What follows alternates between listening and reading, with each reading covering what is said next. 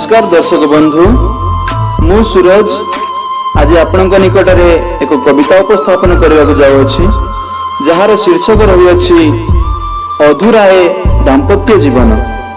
यह मोर निजस्व रचना। आशा करुछि आपण मानक कविताटी भल लागिबो। विवाह बंधन जोड़े दुई प्राण तहिरु आरंभ दाम्पत्य जीवन।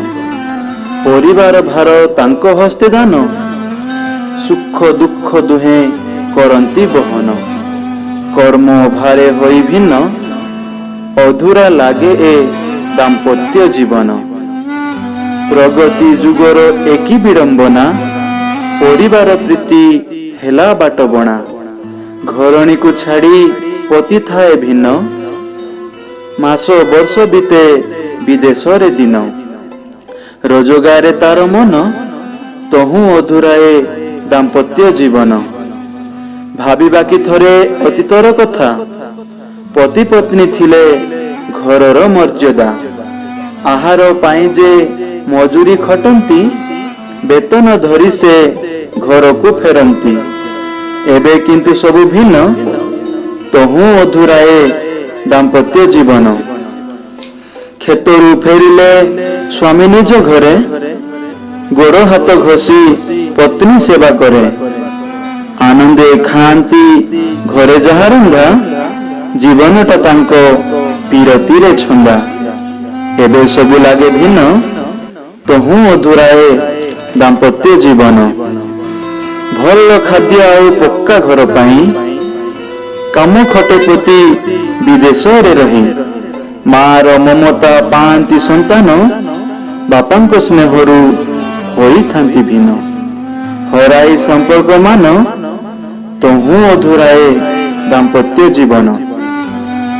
वृद्ध पिता माता रखंती ए आशा पुओ बहु पासे तांकरी भरोसा। पुओटी तांकर केबे जे फेरिबो फेरिले तांकर सेवा से करिबो।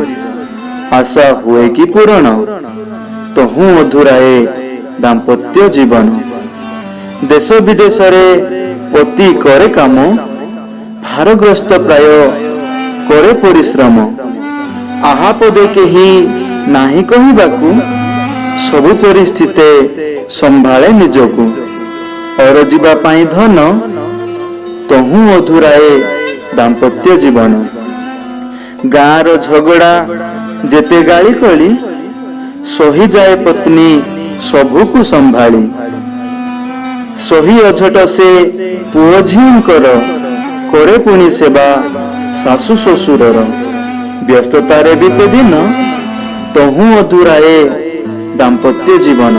सुख दुख जाने मोबाइल फोन व्यथा बाधा बुझे औषध दुकान।